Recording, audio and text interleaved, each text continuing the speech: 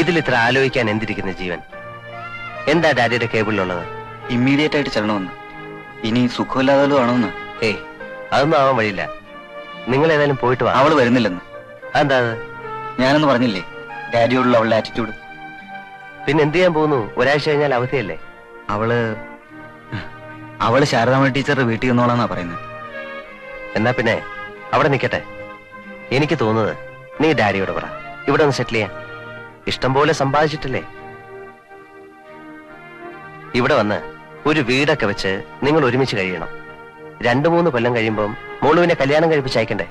നിങ്ങൾ ഇങ്ങനെ മാറി മാറി ഹോസ്റ്റലുകളിലും ഡാഡി സിംഗപ്പൂരിലും ആയാൽ ഇതൊക്കെ എങ്ങനെ നടക്കാനാ? ഏതായാലും ഞാൻ പോയിട്ട് വരാം. അല്ലേ? അതേടോ, ഇതൊക്കെ അത്രേ ഉള്ളൂ. നിങ്ങൾ അച്ഛനും മക്കളും അല്ലേ, ഒരുമിച്ച് താമസിക്കുമ്പോ എല്ലാം നേരെയാവും. നിനക്ക് കാശുമല്ല? അയ്യോ വേണ്ട, പേടിക്കണ്ട, ഇഷ്ടം പോലെ ഉണ്ട്. എന്നാ വാടി ചായ കുടിക്കാം. അല്ല, പോയിട്ട് ടിക്കറ്റും മറ്റു കാര്യങ്ങളൊക്കെ ശരിയാക്കണം. ശരി. എന്ത് പറയുന്നു പി ടി ഉഷ? നമ്പ്യാരോട് ചോദിക്കണോ? പാലുണ്ടോ ലീല മാഡം? Milk items? പാലായിട്ടില്ലല്ലോ. പാലും വെള്ളമായിട്ട് എടുക്കട്ടെ? വെള്ളച്ചായ വെള്ളച്ചായ. ഒരു ഗ്ലാസ് പാലും വെള്ളം. തനിക്കിവിടെ ദിവസക്കൂലിയ? ടീച്ചർ, ഞാൻ ഇതിലായിട്ട് അറിഞ്ഞിട്ട് എന്റെ പാട്ടിന് പോകും. ചക്കരെ, സാറൊരു തമാശ പറഞ്ഞ അതിന്റെ സ്പിരിറ്റിൽ എടുക്കണ്ടേ? എന്തോന്ന് തമാശ? ഞാൻ കാശ് വെട്ടിക്കുന്നു സപ്ലൈ ആണെന്നൊക്കെ പറയുന്നതാണ് തമാശ. അതിപ്പോ കാശ് വെട്ടിക്കുന്നത് നിന്നെ പറ്റി മാത്രമല്ലല്ലോ പറയുന്നത്, അല്ലേ സാർ? ഊതരുത്. താൻ എനിക്കിട്ട് താങ്ങിയതാണെന്ന് മനസ്സിലായി. ഊതരുത്. പഞ്ചസാര വേണ്ടോ മാഡം? ചക്കര ആകാമോ സാർ? ചക്കര നിന്റെ അച്ഛൻ. അച്ഛന് പറയരുത് കേട്ടാ. സാറിന്റെ അല്ല. തന്റെ പേരെന്താടോ? ജോസ് എബ്രഹാം. ഷൈനി അബ്രഹാമിന്റെ? ആരുമല്ല. നന്നായി. പക്ഷേ നിന്റെ ട്രാക്ക് ശരിയല്ല. വെറുതെ വട്ടം കൂടിയിരുന്ന് സ്മാർട്ടാകാൻ ശ്രമിക്ക. സ്മാർട്ട്നെസ് കാണിക്കേണ്ടതേ ട്രാക്കിലാ. ഓടൂ. എവിടെ ഓടാൻ? നീയൊക്കെ ഓടണമെങ്കിലേ പോലീസ്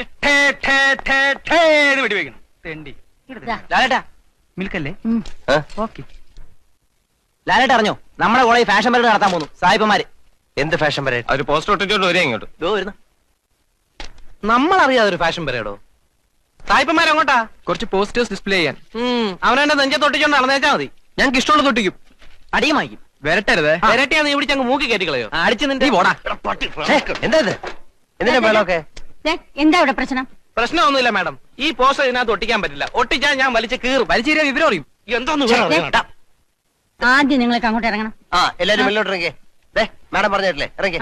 പ്രിൻസിപ്പൾ അച്ഛൻ പറഞ്ഞിട്ടാ ഞങ്ങൾ നടത്തുന്നത്. പ്രിൻസിപ്പൾ അച്ഛൻ എന്നോട് പറഞ്ഞിട്ടില്ല. ഞങ്ങളോടും പറഞ്ഞിട്ടില്ല. ബഹളം ഉണ്ടാക്കണ്ട. അച്ഛനോട് നേരിട്ട് സംസാരിക്കാം. വാ ഇറങ്ങണം. വാ. തീരുമാനങ്ങൾ എടുക്കുമ്പോ തലകുലിക്ക് സംഭവിച്ചിട്ട് പിന്നെ മാറി ഇന്ന് അധികമൊന്നും പറഞ്ഞിട്ട് കാര്യമില്ല. ചാറാച്ചറ അച്ഛൻ എന്താ ഒന്നും പറയാത്തത്? എനിക്ക് പറയാനുള്ളത് വളരെ നേരത്തെ സ്വാമി വിവേകാനന്ദൻ പറഞ്ഞിട്ടുണ്ട്. കേരളം ഒരു ഭ്രാന്താലയമാണ്. എന്താ എല്ലാരും കൂടെ എന്താണോ ലാലേ?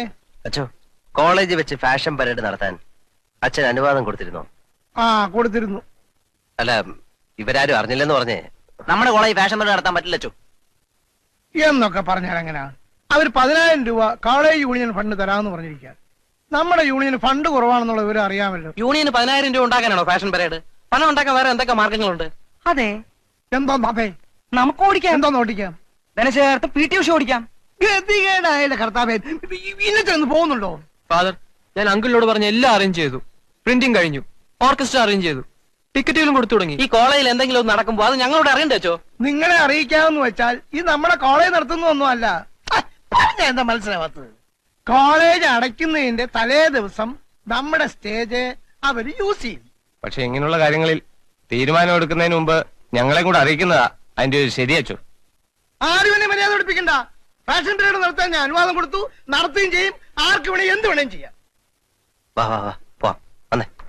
ഇപ്പൊ തീർന്നല്ലോ എല്ലാം. പിള്ളേര് പറയുന്നതിലും കാര്യമുണ്ടോ? കോളേജിൽ വെച്ച് ഫാഷൻ പരേഡ് നടത്തുന്നത് എന്താ? നടത്തിയാൽ കോളേജ് യൂണിയന് കാശ് കിട്ടും. 10,000 രൂപ അവർ തരുന്നു. എന്നാ പിന്നെ ഒരു സൈക്കിൾ യജ്ഞം നടത്താം. സ്വന്തം സൈക്കിളായിട്ട് ഇറങ്ങിയാൽ മതിയല്ലോ. ആരും ഒന്നും പറയണ്ട. ഫാഷൻ പരേഡ് നടത്താൻ ഞാൻ അനുവാദം കൊടുത്തു, നടത്തുകയും ചെയ്യും. എടോ ജീവ, കേട്ടിടത്തോളം ഞാൻ മനസ്സിലാക്കുന്നത് നിന്റെ അച്ഛൻ എന്ന് പറയുന്ന ഡാഡി ഒരു പാവ, നമ്മളെ 3 പേരെയും പോലെ. എന്താന്ന് വെച്ചാൽ പുള്ളി ഒരാണാ. ആണുങ്ങളെല്ലാം പാവങ്ങളാ. പക്ഷേ ഈ പെണ്ണുങ്ങളുണ്ടല്ലോ, അത് ഭാര്യയായാലും കാമുകിയായാലും പെങ്ങളായാലും അമ്മയായാലും എല്ലാം കള്ളികളാ. ഏ അങ്ങനെയൊന്നും പറയല്ല ആശാനെ. എന്താ പറഞ്ഞാല്? അത് ആശാന്റെ കാഴ്ചപ്പാട്. എന്റെ കാഴ്ചപ്പാടല്ല, പ്രപഞ്ച സത്യം. പക്ഷേ എന്റെ അമ്മ ഞങ്ങളുടെ വീട്ടിലെല്ലാമായിരുന്നു. ഐശ്വര്യം, വെളിച്ചം. She was great. പിന്നെന്തിനാ നിന്റെ അച്ഛൻ അവരെ കൊന്നേ? ആര് പറഞ്ഞു കൊന്നെന്ന്?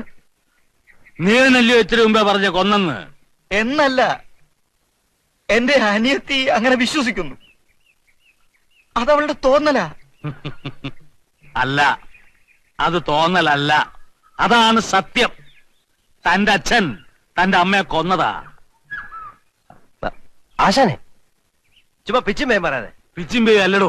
അച്ഛൻ എന്തിനാ എന്റെ അമ്മയെ കൊല്ലുന്നത്? ആ ടോപ്പിക്ക് ഇവിടെ ചെയ്യുക. എന്തിനാ കൊല്ലുന്നു? നിക്ക്, ഞാൻ പറയാം. നിന്റെ അമ്മ വല്ലവന്റെ കൂടെ കെട്ടിപ്പിടിച്ച് കിടക്കുന്നത് നിന്റെ അച്ഛൻ കണ്ടു കാണും. എന്ത് പറഞ്ഞ പറ്റി? എന്റെ അമ്മയെ പറ്റി എന്താ പിടിച്ചത് നിനക്ക്? അതേടാ, എനിക്ക് ഭ്രാന്താണ്. എനിക്ക് എല്ലാവരും പറയുന്നു എനിക്ക് ഭ്രാന്താണെന്ന്.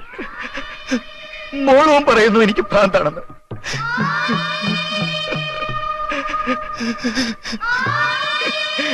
എന്റെ അമ്മ പാവമായിരുന്നു. She was loving. She was innocent. She was great. എന്റെ അമ്മ പാവമായിരുന്നു ലാൽ.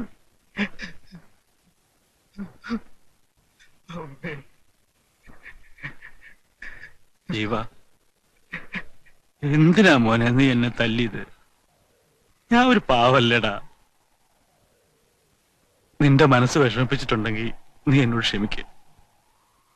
എന്റെ അനുഭവമാണ് എന്നെ കൊണ്ടത് പറയിപ്പിച്ചത്. വീടും വീട്ടുകാരും ഇല്ലായിരുന്നു, എനിക്കും ഉണ്ടായിരുന്നടാ എന്റെ പട്ടിണിക്കൂട്ടിൽ അന്തിക്കൂട്ടിനൊരു ഭാര്യ. ജീവിതത്തിൽ ആദ്യം കിട്ടിയ ബന്ധു. കീറിയ പായയുടെ കീറാത്ത ഭാഗത്ത് കിടത്തിയ ഞാൻ അവളെ ഉറക്കിയത്. അവ കരി വാങ്ങിക്കാൻ അവളെ നോക്കി എഴുതിക്കൂട്ടിയ കവിതകളുമായി ഒരു പകൽ മുഴുവൻ പത്രാഫീസിൽ കയറി ഇറങ്ങിയാ കിട്ടിയിരുന്നത് ഒരു ചായയും വടയുമാ. ചായ കുടിച്ച് വട ഞാൻ ഈ പോക്കറ്റിലിട്ട് അവക്ക് കൊണ്ട കൊടുക്കുമായിരുന്നു. അവൾ എന്നെ വഞ്ചിച്ചു. ഞാൻ എന്റെ കണ്ണുകൊണ്ട് കണ്ടതാ. ഞാൻ അവളെ കൊന്നു.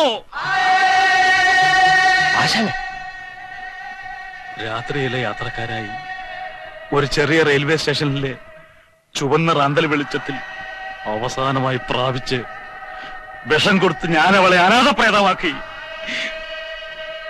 ഞാൻ അവളെ കൊന്നു. എന്തൊക്കെയാ ആശാനെ പറയുന്നത്? സത്യം, പ്രപഞ്ച സത്യം. ലാലേ, താൻ എനിക്കിവിടെ ഒരു ജീവിതാളം തന്നിടൂ.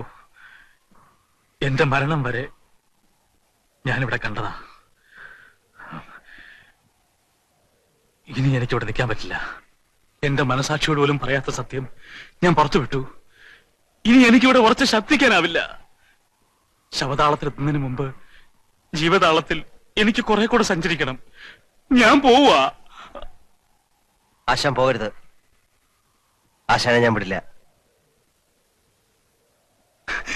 കുത്തും, കുത്തും, കുത്തും. ഞാനാ പറയുന്നത്, പോകരുത്. ഞാനാ പറയുന്നത്. അടുക്കരുത്, അടുക്കരുത്. എന്നാ കുത്തിയേ, കുത്തിക്കോ. ഞാൻ എന്താ വേണ്ടത് ആശാൻ പറ, അതുപോലെ ചെയ്യാം. ആശാനെ പറ, ഞാൻ എന്താ ചെയ്യേണ്ടത്?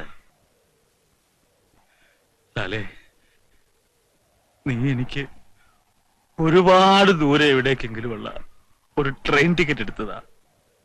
എനിക്ക് പോണം. ശവതാളത്തിലെത്തുന്നതിന് മുമ്പ് എനിക്ക് ഒരുപാട് സഞ്ചരിക്കണം.